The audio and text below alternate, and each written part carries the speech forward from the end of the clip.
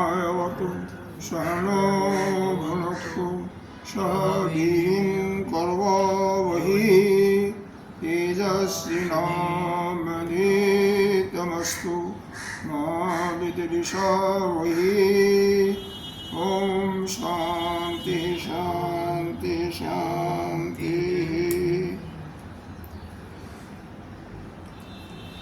शंकरं शंकराचार्यं केशवं बादरायणं सूत्रभाष्यकृतौ वन्दे भगवन्तौ पुनः पुनः।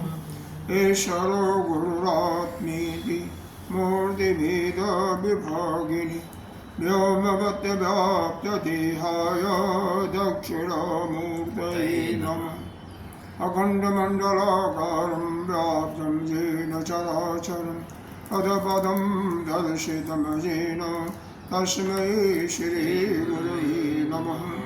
अज्ञानतिमिरान्धस्य ज्ञानाञ्जनशलाकया चक्षुरुन्मीलितं येन तस्मै श्रीगुरवे नमः। गुरुर्ब्रह्मा गुरुर्विष्णु गुरुर्देवो महेश्वरः गुरु साक्षात् परब्रह्म तस्मै श्रीगुरवे नमः। त्वमेव माता च पिता त्वमेव बन्धुः च सखा त्वमेव विद्या द्रविणं त्वमेव सर्वं मम देवदेव। गजाननं भूतगणाधिसेवितम् अभेदजम्बो बलचारुभक्षम् उमाशतं शोकविनाशकारकं नमामि विघ्नेश्वरपादपङ्कजम्। अनंत श्री विभूषित श्री पंचायती महानिर्वाणी अखाड़ा के वरिष्ठ श्रोत्रिय ब्रह्मनिष्ठ महामंडलेश्वर एवं उत्तर प्रदेश समाज के अध्यक्ष श्री सदगुरुदेव भगवान के चरणों में को शानमय मंदिर में यहाँ के अधिष्ठादेव ब्रह्मचारी श्री कृष्ण जी भक्तजन सभी के अंतःकरण में विराजमान विश्रात्म से परमात्मा को नमन करते हैं। हम यहाँ पर चिंतन कर रहे हैं सर्व वेदांत सिद्धांत सार संग्रह, जो कि साधकों के लिए बहुत ही अद्वितीय विषय है। साधक के अंदर क्या क्या गुण होना चाहिए, क्या उनकी एलिजिबिलिटी क्राइटेरिया यानी क्या मिनिमम उनकी क्वालिफिकेशन योग्यता हो कि वह मोक्ष को प्राप्त कर सकें, इसके विषय में। क्योंकि मोक्ष प्राप्त करने के लिए ब्रह्म विद्या का ज्ञान आवश्यक है। ब्रह्म विद्या के लिए परा विद्या और उसके लिए यह भी आवश्यक है कि वह साधन चतुष्टय से संपन्न हो। साधन चतुष्टय के अंतर्गत हम लोगों ने विवेक वैराग्य पर पूरा विचार किया। फिर अब हम समाधि खटक संपत्ति पर विचार कर रहे हैं, जिसमें सम पर विचार हो चुका है। कुछ अंतिम चरण में कुछ बताया जा रहा है। सम पर हमने विचार किया कि सम 3 प्रकार का होता है। सम का मतलब परम शांति। उत्तम शांति उसे कहते हैं जो कि संसार के वस्तुओं से जो साधक को अपने को तीव्र वैराग्य धारण करके बिल्कुल किनारे कर रखा है, उससे अलग हो चुका है। यानी किसी भी वस्तु में उसका लेश मात्र भी इच्छा नहीं होती। दूसरी चीज निर्वेद तो हो गया। दूसरा चीज ये भी है कि वह अपने सत्य स्वरूप में जो अपना नित्य वस्तु है, यानी उस आत्मा में ही रमण कर रहा है, उसी को हम कहते हैं उत्तम शांति। उत्तम प्रकार का सम अर्थात परम शांति में को वो प्राप्त हुआ। लेकिन कोई साधक ऐसा भी हो सकता है कि वैराग्य तो उसने कर दिया बाहर की वस्तु में, लेकिन अभी वो स्थिति नहीं प्राप्त किया है, लेकिन उसको प्रतीति हो रही है, उसको ऐसा आभास हो रहा है, इस ब्रह्म विद्या का अपने स्वरूप का आभास हो रहा है। और वह भी आभास कैसा हो रहा, तेल धारावत, जैसे तेल गिराया जा रहा है और बीच में खंडित नहीं हो रहा है, या कहिए ध्यान जैसा। ध्यान किस प्रकार से किया? ध्यान के जब ध्यानी ध्येय में एक स्वरूप हो जाता है, उस प्रकार से उसका अनुभव हो रहा, प्रतीति हो रही है। अभी उसे मिला नहीं है, लेकिन लगातार उसकी दृष्टि उसी पर है। तो इसको हम मध्यम प्रकार की शांति बताएं। और यहाँ पर भाष्यकार ने और जघन्य प्रकार का शांति सुनता है, क्योंकि संसार से निर्वेद तो हो चुका, लेकिन फिर भी रजोगुण तमोगुण की प्रवृत्ति आई जाती है। निर्वेद होने के बावजूद वह केवल अभी अपने स्वरूप में सिद्ध नहीं है, बल्कि शास्त्र गुरु के द्वारा केवल श्रवण कर रखा है। इस परा विद्या का श्रवण करके उसको दृढ़ कर रखा है। उसे कहते हैं जघन्य यानी अधम प्रकार का शांति। यह श्रम के 3 भेद बताया गया। फिर यह भी बताया गया यह श्रम की जब इसका पूर्ण रूप से फल तभी होगा जब इसके पहले वाले, इसके जो पूर्ववर्ती हैं, क्या पूर्ववर्ती है? ये विवेक और वैराग्य, वह ठीक रूप से उसके अंदर फलीभूत हों, और उत्तरवर्ती यानी बाद वाले जो दम आदि हैं, उनका भी ठीक ठीक पालन हो। फिर बताया गया कुछ और भी कंडीशन आते हैं, जैसे अंतःकरण के अंदर उसके काम क्रोध मद लोभ मद मोह, वो भी होगा तो भी नहीं होगा। बिल्कुल काम क्रोध लोभ मद मोह नशा, इनका भी बिल्कुल अपने से मतलब इनसे भी अलग हो चुका है, इनको भी बिल्कुल छोड़ चुका है, इनका भी नाश कर चुका है। फिर यह भी हो गया। फिर एक दूसरी कंडीशन बताया कि अगर उसका उस परमात्मा में प्रेम नहीं है, परमात्मा में परमात्मा का वह ध्यान नहीं करता, उसका पूजा स्मरण नहीं करता, गुरु का उसको प्रसाद नहीं प्राप्त है, गुरु का आशीर्वाद कृपा नहीं प्राप्त है, और उसका मन अपने स्थित नहीं है, एकाग्र नहीं है, तो भी यह परम शांति उसको नहीं प्राप्त हो सकती। इसके बाद इसके 18 लक्षण बताए गए। कौन कौन? इन 18 लक्षणों में, क्योंकि साधना के पुष्टि हेतु कुछ कार्य भी तो करने पड़ते हैं, क्योंकि अभी वह स्थिति नहीं आई है कि अपने स्वरूप में जो स्थित नहीं हुआ, यह किसके लिए?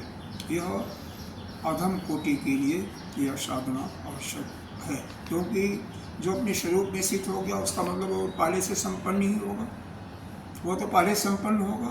फिर भी अगर उसके अंदर विक्षेप आता है तो फिर उसको इस पर विचार तो करना ही पड़ेगा, इसकी साधना तो करनी पड़ेगी। तो उसमें पहला आया कि ब्रह्मचर्य, ये भी बता दिया गया था। ब्रह्मचर्य अहिंसा, यही बताया गया था ना। ब्रह्मचर्य अहिंसा च दया भूतेषु वक्रता, मतलब ब्रह्मचर्य अहिंसा दया और प्राणियों में कुटिलता न हो। फिर बताया गया विशेषु अतिवैतीर्णम शौचम दंभ विवर्जनम, विषयों में आसक्ति न हो, उससे बिल्कुल वैतीर्ण हो, शौच अंदर बाहर की पवित्रता, और साथ में दंभ विवर्जनम, कपट भी दिखावटीपना भी न हो, किसी भी अपनी साधना में दिखावटीपना न हो।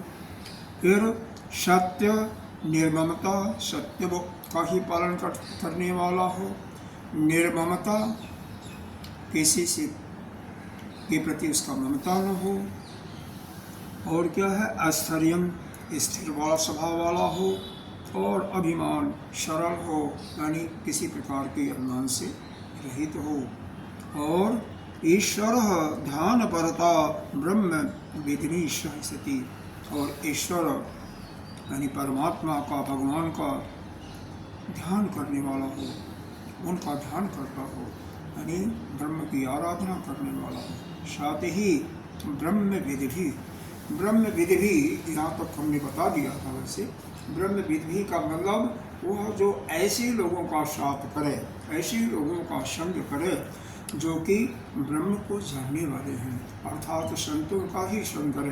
बाकी अगर दुर्गुणों का, दुष्टों का संग करेगा तो वह साधना में आगे नहीं बढ़ पाएगा, उसको परम शांति की प्राप्ति नहीं होगी। इसके लिए एक दृष्टांत के रूप में आपको समझाते हैं। राजा विक्रमादित्य के समय में दो, एक ब्राह्मण और एक सेठ, दोनों आपस में मित्र थे, लेकिन आपस में विवाद हो गया। और प्रायः आप देखते होंगे कि जो मित्र बहुत ज़्यादा होते हैं ना घनिष्ठ, उन्हीं में विवाद भी होता है। जहाँ भी ज़्यादा अपनत्व होगा, विवाद झगड़े का जगह नहीं होता, चाहे वो पिता पुत्र हो, भाई भाई हो, पति पत्नी हो। जहाँ ज़्यादा प्रेम होगा वहाँ पर विवाद होने की संभावना बढ़ जाती है, छोटी छोटी बातों पर लेकर के विषय होता है। और जहाँ पर बिल्कुल उदासीन कोई व्यक्ति है, यानी न तो ज़्यादा प्रेम है न तो द्वेष करता है, बिल्कुल सम रहता है, उसका तो कभी सवाल ही नहीं होता है मनुष्य होने। इसलिए हमेशा इस संसार में हमें सम रहना चाहिए, न तो किसी से प्रेम करो और न तो किसी से ईर्ष्या करो। तो दोनों में विवाद क्या हुआ? ऐसा नहीं आपस में झगड़ा लड़ाई नहीं, इस चीज़ को लेकर के हुआ कि बड़ा क्या है, सबसे श्रेष्ठ क्या है।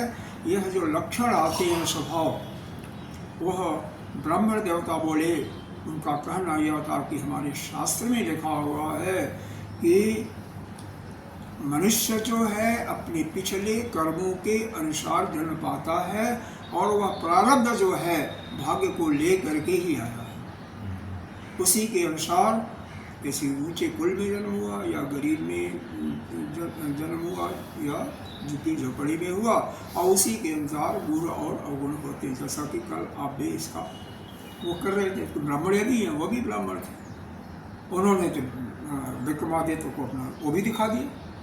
यह पुस्तक भी लिखा हुआ, वेद सत्य है, वेद को कौन झूठा कर सकता है।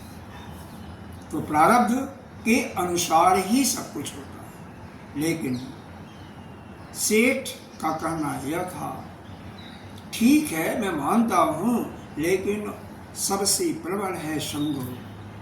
जैसा क्योंकि यहाँ पर संग की बात आई है ना, तो संग के लिए बात हो रही है कि अगर किसी को भी गलत संगति में कर दिया जाए तो उस पर सब कुछ ठीक होते हुए, प्रारब्ध होते हुए भी वह दुष्टों का संग होगा तो वह दुष्ट बन जाएगा, और अच्छे लोगों का संग होगा तो अच्छा बन जाएगा। दुष्टों को अच्छा नहीं बना सकता हो।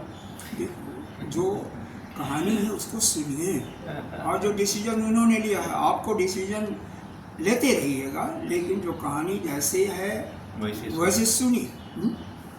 तो विक्रमादित्य के पास जब यह सुनवाई हुई तो उन्होंने कहा, देखो ब्राह्मण देवता आपने जो कहा बिल्कुल अक्षरशः सत्य है। प्रारब्ध के अनुसार ही कोई भी जीव जन्म लेता है, जैसा उसका कर्म उसके अनुसार जन्म लेता है, उसी के अनुसार उसके गुण और धर्म भी आते हैं, लक्षण भी होते हैं। ठीक है, बिल्कुल सही है। लेकिन इसको नकारा नहीं जा सकता है कि संग को, क्योंकि संग और भी प्रबल है। जैसे जिस संग में रखा जाए, जिस संगति में किसी को रखा जाए, और विशेष करके बाल्य अवस्था में कई उदाहरण उन्होंने भी दिए, जैसे भक्त प्रहलाद का, ध्रुव का। भक्त प्रहलाद को गर्भ में अभिमन्यु का, उसको जो शिक्षा दी गई और उसके अनुसार वह आगे बढ़े। तो लेकिन फिर भी विशेष निर्णय अभी हम इस पर कुछ समय चाहिए, क्योंकि ब्राह्मण देवता सहमत नहीं हो रहे थे।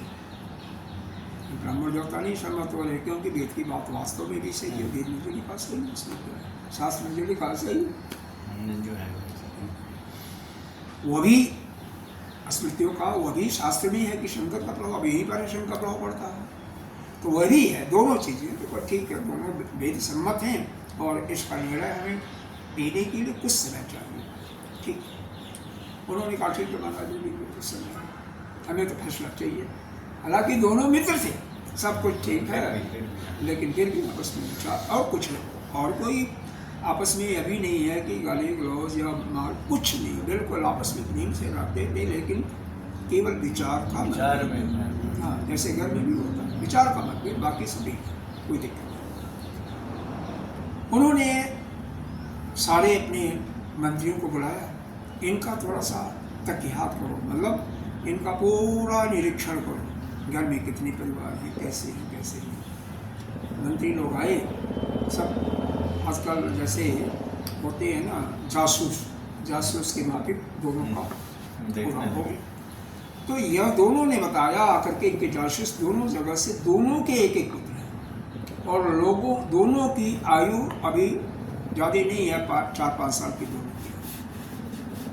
उन्होंने कहा 4 साल की है, कोई बात नहीं, दोनों को उठाओ। उनसे कह करके कि इनका पालन राजा करेंगे, सारा खर्चा राजा के जिम्मे रहेगा।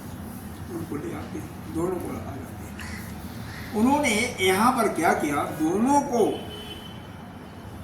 अच्छे विद्वान ब्राह्मणों का संग दिया और खाने पीने का तो दोनों कोई कमी नहीं की, पूरा देखभाल अच्छी तरीके से की। वैश्य के बच्चे को उन्होंने ब्राह्मण को कहा, इसको मंत्र को पढ़ाइए, वेद के मंत्रों का उच्चारण कीजिए, सिखाइए, इसको याद करवाइए। और ब्राह्मण देवता के साथ जो विद्वान लगे थे उनको कहा कि कुछ नहीं बोलना, बिल्कुल शांत रहना, बस कुछ नहीं बोलना, 5-6 बाकी सब चीज़ ठीक ठाक हो रहा है।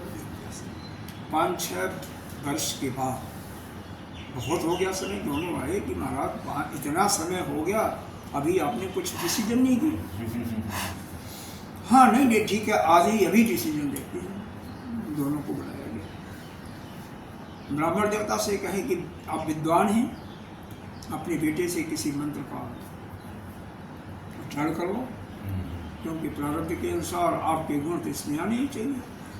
अब ब्राह्मण देवता जब कुछ पढ़ाया नहीं गया, लिखाया नहीं गया, तो क्या बोलेंगे, कुछ नहीं बोलेंगे। अच्छा, बोले नहीं, कैसे बोलेंगे। हाँ सही। देखो, यह निश्चित है, प्रारब्ध लेकर के आता है। अब किसी को अगर इंग्लिश स्कूल में भेज दिया जाता है, उसके लिए अफोर्ड करने वाला कोई है, तो वह बच्चे की जो गुणवत्ता में उसके अकॉर्डिंगली सुधार हो जाता है। और किसी को अगर प्राइमरी स्कूल में, गवर्नमेंट स्कूल में कर दिया तो उसकी बुद्धि अलग रहेगी। बेशक प्रतिभा हो, लेकिन दोनों के अंतर हाव भाव में, दृष्टिकोण में बहुत अंतर आ जाता है। जब ठीक है, नहीं बोल पाए कोई बात नहीं। अब सेठ के लड़के को बुलाया गया, समान आए थे, दोनों हट्टे कट्टे, दोनों बिल्कुल सेम थे, किसी में कमी नहीं था। दोनों एक प्रकार से स्वस्थ, एक प्रकार से हंसमुख, सब कुछ था। बाकी शिक्षा तो सबको बराबर दी जा रही थी, खान पान सब कुछ। उनको भी वही चीज़ कहा गया, उसने फटाफट, क्योंकि वो तो पढ़ाया जाता था, पूरा कर दिया। तब उन्होंने डिसीजन वही दिया कि ठीक है, ब्राह्मण देवता आपने जो कहा बिल्कुल सत्य है, लेकिन इसको नकारा नहीं जा सकता कि संग का प्रभाव विशेष रूप से पड़ता है। जैसा कि अभिमन्यु को गर्भ में चक्रव्यूह भेदन की शिक्षा दी गई, लेकिन जब अंतिम दरवाजे पर था उस समय उसकी माँ सो गई, इसलिए उसका व्यूह का भेदन नहीं कर पाया और मारा गया। प्रहलाद को, भक्त प्रहलाद को जब उसकी माँ को नारद जी अपने आश्रम में ले गए, जब वो गर्भ में थे, सारा शिक्षा दीक्षा वहाँ पर आश्रम में हुई। भक्त प्रहलाद को देखे कितना सुंदर भक्त निकला, कितना अद्वितीय निकला, प्रारब्ध तो था, लेकिन संग का प्रभाव भी विशेष रूप से पड़ता है। तो यही यहाँ पर बताया गया, संग का ब्रह्म विधि। मतलब आप दुष्टों के साथ रहोगे तो आपका क्या होगा, आपका चरित्र खराब होगा। आप उस अवस्था को, परम शांति को नहीं प्राप्त कर सकते हो चोरों के साथ रहोगे। अगर आप विद्वानों के साथ, संतों के साथ रहोगे तो परम शांति की प्राप्ति हो जाएगी। तो इसलिए यह भी एक लक्षण है। अगला लक्षण बताया गया, ज्ञान शास्त्रिक परता। ज्ञान मतलब आपके 10 शास्त्र। अब यहाँ पर थोड़ा सा अगर इसको डिटेल में जाना चाहें तो विद्या 2 प्रकार की होती है मुंडकोपनिषद में, अपरा विद्या, परा विद्या। अपरा विद्या को लौकिक व्यवहारिक विद्या मान सकते हो। परा विद्या में संतों ने कई प्रकार की विद्या बताया। कैसे? वैसे भी वेद में 3 प्रकार के 3 खंड हैं, कोई अलग से नहीं बताया। कर्मकांड, उपासना कांड और ज्ञान कांड, यही है ना भाई। हाँ? तो कर्मकांड के बारे में कर्म परक ज्ञान, करते उपासना में उपासना करो भक्ति मार्ग, और ज्ञान परक में परम। तो यहाँ पर ईश्वरस्य ध्यान परता, इसका तात्पर्य बताया कि जो आत्मविद्या का उपनिषदों में ज्ञान दिया हुआ ब्रह्म विद्या, सिर्फ उसी की बात करनी है, जैसा कि हम लोग केवल उपनिषदों की चर्चा करती हैं। ज्ञान कांड, कर्म कांड का और उपासना कांड का उसको नेग्लेक्ट करके केवल अगर उसका ध्यान, उसको शिक्षा किसकी जा रही है? ज्ञान शास्त्र में। ज्ञान शास्त्र का यहाँ पर अर्थ लिया गया कि केवल आत्मविद्या का, ब्रह्म विद्या का। समता सुख और समता सुख दुख योग, इसके बारे में सब बता दिया गया था। समत्व का व्यवहार सुख दुख हो, कैसा भी हो, उसमें समत्व रहना, न तो सुख से भयभीत होना, न तो दुख से, दोनों में एक समान होना। यही नहीं है, बल्कि जितने भी द्वंद्वात्मक चीज़ें हैं सब में सब रहना, चाहे हानि लाभ हो, जय विजय हो, शीत उष्ण हो, भूख प्यास हो, सब में सब रहना। और क्या है? मनसा आसक्ति, अनासक्ति, किसी प्रकार के आसक्ति मन के अंदर नहीं लाना। और विभक्त, और क्या है? एकांतशीलता, जैसे कि गीता जी में बताया गया 13वीं अध्याय में, विभक्त देव सेवेतम अरति धन संसति। कैसे लेकर के बताया गया? मैया च अन्यान्य योगेन भक्ति अव्यभिचारिणी विभक्त देश सेवितम अरति जन संसति। तो विभक्त का मतलब होता है एकांतवास। तो यहाँ पर भी वही चीज दिया गया कि मान अपमान में तो कोई आसक्ति नहीं। जैसे किसी को मान लो, किसी का कुछ लोगों ने आदर किया, जैसे कल ही एक सज्जन, यहाँ टिटवाल कोई है ना, यहाँ पर टिटवाल है, टिटवाल ऐसे कोई नाम है, कोई स्थान है बॉम्बे में, टिटवाला या सब, टिटवाला, वहाँ पर गणेश जी का वो है। हाँ, यहाँ पर क्या बोलता है, यह है कल्याण के आगे। हाँ, कल्याण के पास है। कल्याण के पास उन्होंने वो हवाला दिया, कई बार उन्होंने तो नाम तो आ नहीं रहा था, न हमें पता कहाँ है। फिर आकर के फिर उनको बात की तो ये बताया कि हम यहाँ पर रहने वाले हैं। तो उनका शास्त्र के अध्ययन में मन जम गया, मन रम रहा है, और इसीलिए उन्होंने फोन किया था। तो अगर वहाँ से किसी को कहीं से भी मान अगर सम्मान मिल रहा है और वह अपने मन में ऐसा भाव बना ले कि हम तो बहुत अच्छे हैं, तब उसका पतन शुरू हो जाएगा। पतन हो जाएगा, कहीं से मान सम्मान की इच्छा ही नहीं करना। और क्या? एकांतशीलता। एकांतशीलता या विमुक्त देश सेवितम जैसे क्यों बताया गया? एकांत में रहेगा तो बाहर संसार में जो संस्कार है संसार के, वो तो आपको पीड़ित नहीं करेंगे ना। अरे आंख तो देखेगी, कान तो सुनेंगे, तो वह संसार के विषयों में आपका मन नहीं रहेगा। इसीलिए साधक के लिए एकांतशीलता का बताया गया। यह बात अलग है कि अगर उसको 10 साल 12 साल ऐसा भी प्रैक्टिकली में देखा गया है कि बिल्कुल पहाड़ में रहा गुफा में, लेकिन जब उसके बाद वह समाज में आया गया तो हो सकता है वह बम्बार्डमेंट हो जाए अंदर से, समाज को चकाचौंध विषयों को देखते हुए। लेकिन वह एकांत में रहते हुए अगर वह शास्त्र का भी अध्ययन करता रहे, उसका चिंतन करता रहे, उसका विचार करता रहे, तो नहीं है। साथ साथ एकांत में रहने का तात्पर्य यह नहीं है कि वह शास्त्र वगैरह सबको छोड़ करके एकांत में केवल अपना ध्यान लगा लिया या सब कुछ अपना, नहीं, उतना ही नहीं। जो ऊपर के लक्षण बता रहे सबका पालन करता होगा। अगर वो भी कर रहा है तो फिर उस समाज में आने के बाद भी उसको कोई नहीं, मतलब यहाँ पर रह रहा है, लेकिन अगर मान लो दृष्टि गई किसी अच्छी चीज़ पर, सुंदर चीज़ पर, मन को अपना बचा लिया, मन को नहीं जाने दिया, तो कोई बात नहीं, आप एक साथ में रहते हुए आप एकांतवास है। इसी प्रकार से आपकी रसला इंद्रिय, मान लीजिए हमारा बहुत प्रिय मीठा है, मीठे पर गया लेकिन मन को कंट्रोल कर लिया। ऐसा जब तक कंट्रोल करने वाली स्थिति नहीं आएगी, मन को अपना खींचने वाली स्थिति नहीं आएगी, तब तक ये संभव नहीं है। तो इसीलिए बताया गया एकांतशीलता यानी युक्त देश सेवितम। और यह सब होने के बाद अगर मुमुक्षत्व की भावना नहीं है, मोक्ष की उसके अंदर तीव्र इच्छा नहीं है, तो भी उसको परम शांति की प्राप्ति नहीं होगी। ये 18 चीज़ें, नाम तो कम से कम याद कर लो। अभी नाम श्लोक 3 श्लोक हैं, 3 ही 4 हैं, उनको श्लोकों को याद करके नाम तो कम से कम याद रहे, धीरे धीरे उनका पालन करते रहो, अगर जिसको भी अपना कल्याण करना। अब ये सब बताने के बाद अभी शंकराचार्य जी को ऐसा लगा, अभी हमारा जो बच्चा है ना, ये साधक शिष्य, इसको अभी कहीं भ्रम भी ठीक नहीं है, अभी यह परफेक्ट नहीं हुआ, तो इसको और समझाना चाहिए डिटेल में। तो अब एक एक चीज़ों को, जैसे 18 चीज़ों को विशेष रूप से बताना चाहिए। हर एक को विशेष, या 18 को पहले उन्होंने अहिंसा दिया, अहिंसा पर यहाँ पर कम बताया, क्यों? फिर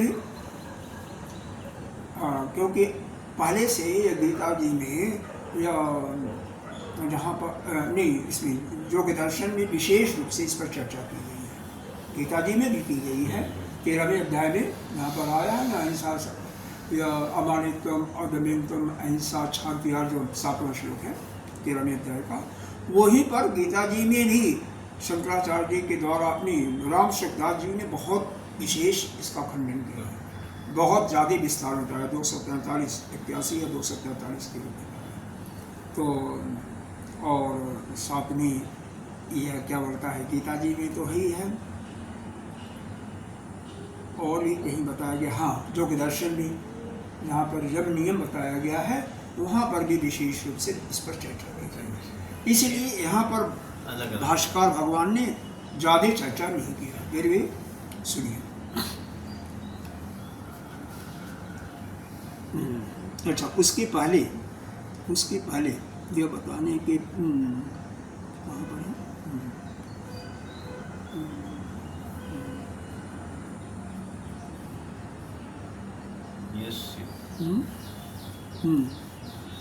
नहीं, अभी तो वो, अच्छा अभी तो ब्रह्मचर्य का पहला ब्रह्मचर्य है, तो ब्रह्मचर्य का लेंगे, ऐसा बात नहीं लेंगे, ठीक है। अच्छा, 108वां श्लोक होगा, पढ़ेंगे। यस्य एतत् विद्यते सर्वं, विद्यते मतलब विद्यमान है सर्वं, यस्य एतत् विद्यते सर्वं, यस्य एतत् विद्यते सर्वं, तस्य चित्तं प्रसीदति, तस्य चित्तं प्रसीदति, न तु एतत् धर्मशून्यस्य, न एतत् धर्मशून्यस्य प्रकारान्तरकोटिभिः, प्रकारान्तरकोटिभिः, यस्य एतत् विद्यते सर्वं, यस्य एतत् विद्यते सर्वं, तस्य चित्तं प्रसीदति, तस्य चित्तं प्रसीदति, न तु एतत् धर्मशून्यस्य, न तु एतत् धर्मशून्यस्य प्रकारान्तरकोटिभिः। प्रकारान्तरकोटिभिः।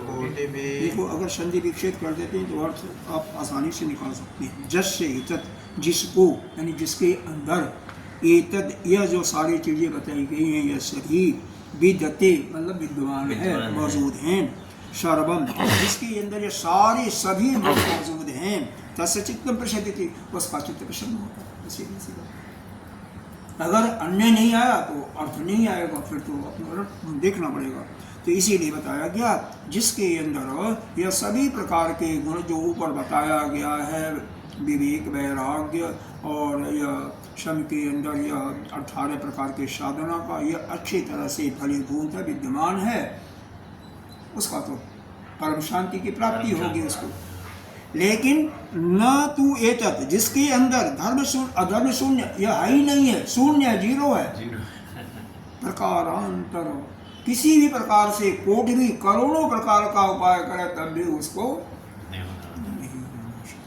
करोड़ों प्रकार का कोटि भी प्रकारांतर अगर करोड़ों प्रकार का भी उपाय करता है तो भी इसका कोई भी उसके अंदर धर्म नहीं होते हैं।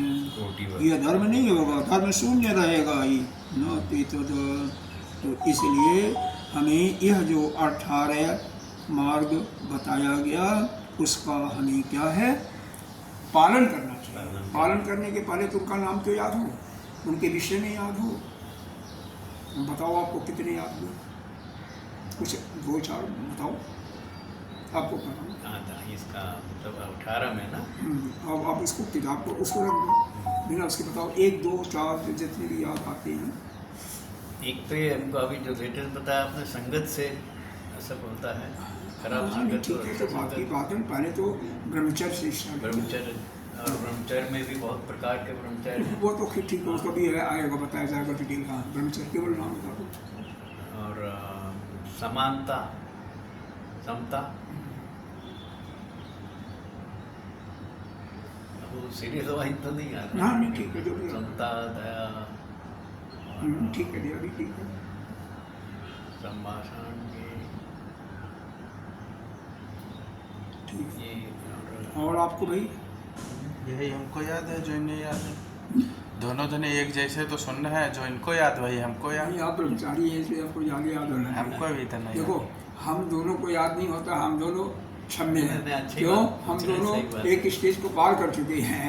आप लोगों को आपके लिए नहीं क्षम्य है। नहीं क्यों? नहीं, बहुत बढ़िया बात बता रहे हैं। अगर देखो, पहला ही है ब्रह्मचर्य, हाँ, अहिंसा। सच ब्रह्मचर्य, अहिंसा, दया। दया, दया है। और दया के बाद है यह कुटिलता का अभाव। 4। कुटिलता का अभाव 4 हो गए। अब फिर उसके बाद आता है आपका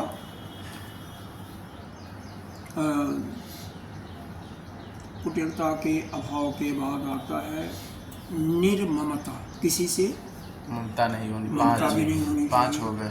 5 हो गए। और उसके बाद छठा नहीं, हम भी बोल ही रहे हैं, या तो आठों विषयों से वैराग्य, वैषयों से हाँ, विषयों से वैराग्य, शौच, अंदर बाहर की पवित्रता, और दंभ का नहीं होना, सत्य, निर्ममता बता दिया गया, स्थिर, स्थिरता, अभिमान रहित, और ईश्वर का ध्यान करता, मतलब ईश्वर का पूजा ध्यान में अनुरक्त लगा हुआ, और अच्छे लोगों का, संतों का साथ,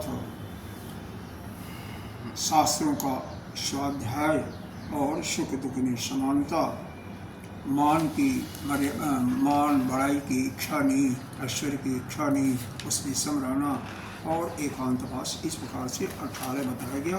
अब इसमें ब्रह्मचर्य को विशेष करके यहाँ पर जोड़ दिया गया। रति कीड़ा के रूप में लिया गया है। और वैसे भी पहले हम लोग भी यही समझते थे। इसमें इसके 8 अंग बताए गए हैं। पहला है असमरणम दर्शनम स्त्रीणाम। पढ़िए, असमरणम दर्शनम स्त्रीणाम, दर्शनम स्त्रीणाम, गुणकर्म अनुकीर्तनम, गुणकर्म अनुकीर्तनम, समीचित्य तु धीतासु, सभी चित्त तुधितासु, प्रीति संभाषणम मिथः, प्रीति संभाषणं मितः, सहवासद्य संसर्गो, सहवासस्य संसर्गो, अष्टधा मैथुनं विभो, अष्टधा मैथुनं विदु। विदु। एतद् विलक्षणं ब्रह्मचर्यम्, एतद्विलक्षणं ब्रह्मचर्यं, शिचेत प्रसादकं, सुचित्ता प्रसादनम्, अस्मरणं दर्शनं स्त्रीणाम्, स्मरणं दर्शनं स्त्रीणां, गुणकर्म अनुकीर्तनं, गुणकर्म अनुकीर्तनं, समीचीचन्तु धीतासु, समीचीचन्तु धीतातु, प्रीतिसम्भाषणं मिथः, प्रीतिसम्भाषणं मितः, सहवासद्य संसर्गो, सहवासश्च संसर्गो, अष्टधा मैथुनं विदुः अष्टधा मैथुनं विदुः एतदभिलक्षणं ब्रह्मचर्यम् एतद्विलक्षणं ब्रह्मचर्यं चित्तप्रसादकम् चित्तप्रसादकम्। देखो पहला आया है स्मरण। किसका स्मरण करना? इस काम भावना का, स्त्री का नाम लिया हुआ। स्त्री का मतलब यहाँ पर स्त्री नहीं बल्कि सबको ले सकते, पुरुष को भी ले सकते हो। क्योंकि पुरुष जो है वो स्त्री का स्मरण कर रहा तो स्त्री पुरुष का स्मरण करेगी। वहीं पर पुरुष भी और भी तो किसी का स्मरण कर सकता है, अपने मित्र का स्मरण कर सकता है, अपने बेटे का ही स्मरण लगातार कर रहा है। तो वहाँ भी यह वह काम की भावना, रति भाव नहीं आएगा, लेकिन दूसरा जो काम आएगा उससे प्रेम का, वहाँ आसक्ति आ जाएगी, उस बेटे के प्रति आसक्ति आ जाएगी। तो किसी का भी स्मरण कर मतलब इसमें मना है। किसी से भी किसी का भी न तो देखने की इच्छा, न तो स्मरण करने की इच्छा, न तो उसके गुण और कर्मों का बारंबार याद करना। जिसका भी करेगा उसी से उसका अनुराग होगा, आसक्ति होगी। स्त्री के लिए विशेष करके इस प्रकार से इसको ब्रह्मचर्य को लिया गया, क्योंकि प्रारंभिक पुस्तकों में आपने पढ़ा होगा ब्रह्मचर्य का अर्थ वहाँ पर सीधे सीधे रति क्रीड़ा लगाया जाता था, शाबाश का लगाया गया। लेकिन काम की बातें अगर करते हैं तो काम में सब कुछ आ जाता है, कैसे भी। तो स्त्री यह मत सोचा कि यह पुरुषों के लिए नहीं है। स्त्री भी अगर पुरुष का चिंतन उसका पुरुष का स्मरण करती है, पुरुष के दर्शन की इच्छा रखती है, और पुरुष में फिर उसके पुरुष के गुण कर्म का याद करती है, तो वह भी क्या होगा? वह भी इस ब्रह्मचर्य से खंडित होगा, चाहे पुरुष करे चाहे स्त्री करे। तो यह 8 चीज अगर कोई भी व्यक्ति करता है, कोई साधन, किसी का पहला चीज याद करो, किसी का बारंबार स्मरण करता है, इसीलिए बारंबार कोई टेलीफोन कर रहा किसी को भी, मतलब डेली नित्य प्रति करता है या दूसरे तीसरे भी करता है, तो वह स्मरण कर रहा है उसका। ठीक है, वहाँ पर काम की बातें नहीं है, लेकिन वहाँ पर आसक्ति की बात तो होगी। ज्ञान की बात नहीं करो तो भी नहीं, ज्ञान की बातें नहीं। ऐसा है, यहाँ पर एक चीज़ और है।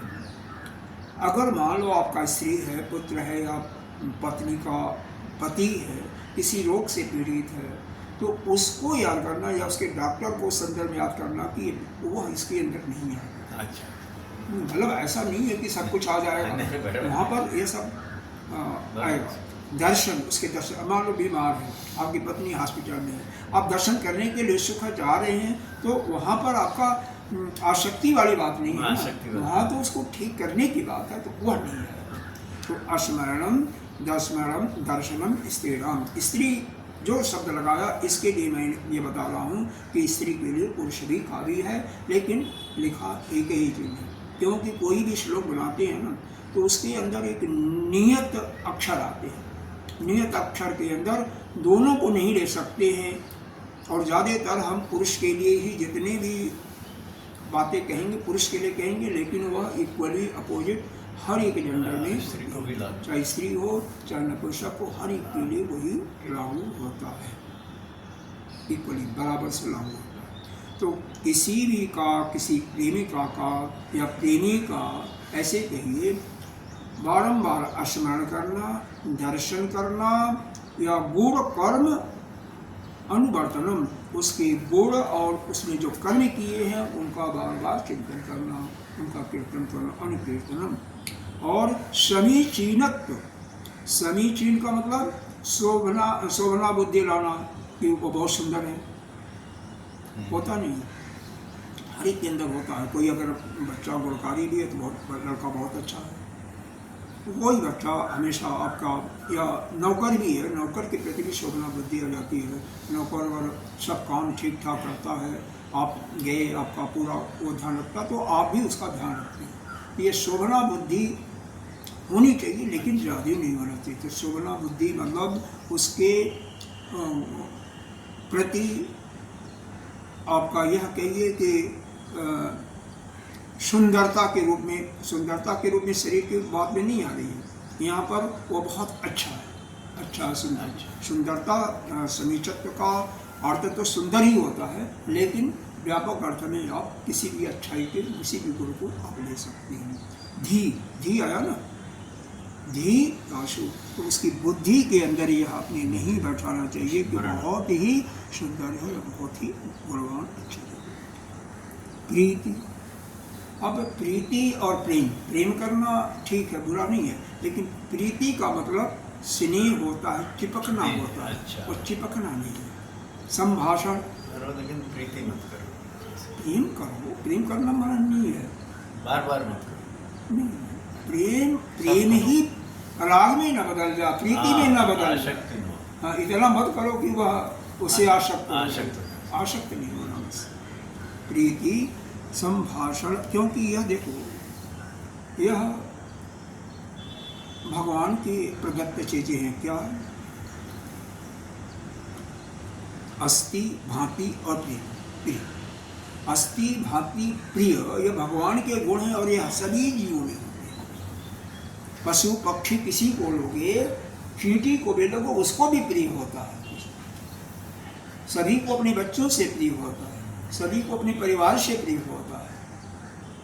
अब उनके अंदर यह है कि वो बुद्धि परमात्मा का नहीं है, इसलिए भगवान नहीं प्रिय होंगे।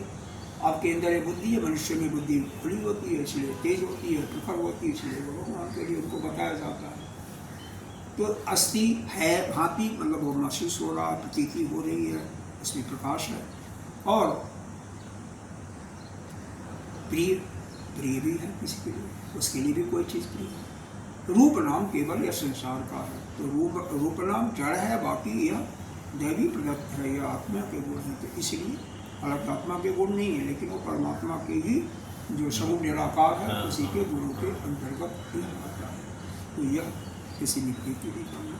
संभाषण, संभाषण मीठा का मतलब आपस में संभाषण नहीं करना। इसका मतलब दो कोई भी हो, आपस में अगर ज़्यादा बात करें, ज्ञान की बात करें तो अच्छा है, और बिना ज्ञान की सांसारिक चीज़ों का अभ्यास करना वह हमें आसक्ति प्रदान करता है। तो इसलिए संभाषण मिथा हो, मिथा माने आपस में, तो परस्पर यहाँ पर पुरुष का स्त्री से कहा गया है, लेकिन वह किसी से भी आपस में दो आदमी वह एक प्रकार से हैबिचुअल आदत उनकी पड़ गई है आपस में बात करने की, और वह संसार की वस्तु का, तो वहाँ पर उनमें अपनी आप ही आसक्ति आती है। तो यह भी एक अवगुण है। इसके बाद क्या बताया? सहवाच से दो गुण तो बहुत ही खतरनाक हैं।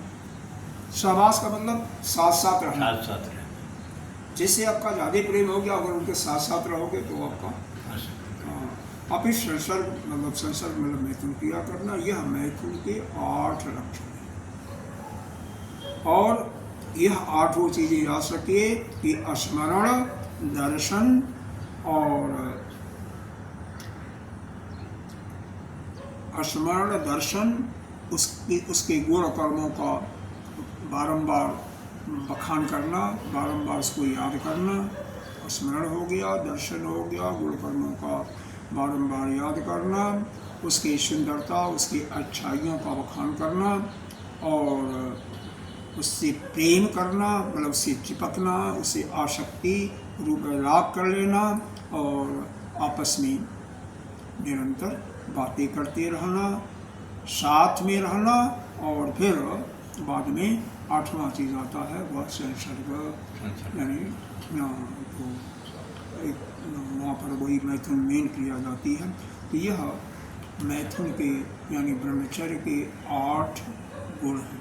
और यही बताया बाद में एतद भी लक्षण, इसके विपरीत, यह जिसके अंदर न हो, इसके विपरीत अगर कोई है तो वही ब्रह्मचर्य का लक्षण है, वह ब्रह्मचारी होता है। मतलब यह गुण जिसके अंदर नहीं होता है वही ब्रह्मचर्य का पालन करता है, वही ब्रह्मचारी होता है, और वह चित्त प्रसादम, उसका चित्त हमेशा प्रसन्न है, यानी उसको परम शांति की प्राप्ति होती है। तो परम शांति की प्राप्ति किसको होगी? इसके 8 जिसको अंदर यह 8 लक्षण हो। किसी का स्मरण, उसका देखने की, आपस आजकल तो देखते हैं लोग वीडियो से, कोई भी देख सकता है, किसी को भी देख सकता है। कई लोगों हमने देखा बात करते हैं तो वीडियो से ही करेंगे, उनकी हैबिट हो गई है। बात करने में अगर पूछिए क्यों करते हो तो कहेंगे कि इंटरनेट। तो इंटरनेट में तो दो ऑप्शन है ना, रेडियो बिना कॉल के, हाँ दोनों है ना। तो वीडियो क्यों कर रहे भाई? अरे उनकी इच्छा है करने की, देखने की, तो देख रहे हैं। तो वही तो मना किया जाता है। अब सब महात्मा थोड़ी ना हो जाएंगे। और नहीं वही मना किया जाता है। ये मैं नहीं कह रहा हूँ कि करो मत, यहाँ पर तो यह बताया जा रहा है, यह ब्रह्मचर्य के खंडित होने की यह 8 लक्षणों में ये साधकों के लिए बताया जा रहा है, गृहस्थियों के लिए नहीं। सभी के लिए। लेकिन वो लोग पालन नहीं करेंगे। देखो नहीं करेंगे नहीं, जो मुक्ति चाहता है, मोक्ष चाहता जो है, मोक्ष चाहता है, जो मन का हमेशा परम शांति चाहता है, उसके लिए यह ठीक है, विद्वान के लिए ही। वह विद्वान जो कि परम शांति को चाहता है, इस रास्ते पर चल रहा उनके लिए, और जो रास्ते पर चलने का उसके लिए थोड़ी देर जो अब वह गृहस्थ जो कि अपने उसी में रचा पचा है, सत्संग न सुनना न आना, उसके लिए नहीं कहा गया है। जो इस रास्ते पर चल रहा है, चाहे वह गृहस्थ हो और चाहे सन्यासी हो, चाहे ब्रह्मचारी हो, सबके लिए कहा है। तो अस्मरण दर्शन और किसी को अपनी विपरीत का, अपने दूसरे का जैसे वो स्मरण कर रहा है, उसके गुणों का बारंबार याद करना। और क्या है, न तो स्मरण करे, न दर्शन करे, न उसके गुणों का याद करे, और उसकी सुंदरता, उसकी अच्छाई का भी याद नहीं करना। सुंदरता मतलब यहाँ पर शरीर की सुंदरता का शाब्दिक अर्थ यही होता है कि समीचीन मतलब सुंदरता होता है। तो क्योंकि स्त्री को कौन याद करता, उसके सुंदर रूप को ना। तो यहाँ पर उसके अच्छाई का, कोई अच्छा काम करता तो उसको भी मातृ रूप में देख लो। हाँ, माँ के भाव में वहाँ पर तो कोई बीच नहीं आएगा। मातृ में माँ की अच्छी है तो वहाँ पर वह नहीं आएगा, लेकिन वह अलग है, उसको नहीं लेना। यहाँ पर माता को देखेगा या कोई रोगी हो, और स्त्री को देखने के कोई किसी शास्त्र में आया था कि हम लोगों के लिए, साधक के लिए, स्त्री को अगर देखे तो उसके चरणों में देखना चाहिए, उसके फेस पे नहीं देखना चाहिए। कोई प्रेमी भी है आपका, कोई प्रेमी भी है, जैसे आपका प्रेम है, कोई भी है, लड़का पुत्र पौत्र कोई भी है, पुत्री भी है, अगर वह किसी रोग से ग्रस्त है, कोई चीज़ उसको ज़रूरत है, तो वहाँ पर यह नहीं मना किया जा रहा कि मत करो, ऐसा नहीं है, उसको नहीं मना किया जा रहा। और है प्रेम तो करना ठीक है, लेकिन उसमें राग अत्यधिक, उससे लगाव नहीं करना, उसे स्नेह नहीं करना, और आपस में नित्य निरंतर संभाषण भी नहीं करना, संसार की बस बातों का नहीं करना। और फिर इससे जो अलग और एक सवाक साथ साथ रहना, और संपर्क साथ साथ उसी के लिए कि जो एक दूसरे के प्रेमी हैं, उनके साथ रहना। और बाकी संसर्ग मतलब आपस में मिलना, वह काम के हेतु क्योंकि काम को बढ़ा दिया ना इसने, अगर विपरीत शब्द होगा तो। और तो यह 8 लक्षण जो हैं, यह मैथुन के लक्षण माने गए हैं।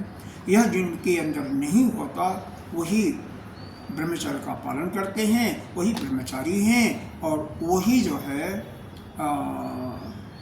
उनका चित्त जो है प्रसन्न होता है, वह परम शांति को प्राप्त करते हैं। परम शांति उन्हीं को प्राप्त होती है जिनके अंदर ये 8 लक्षण नहीं होते।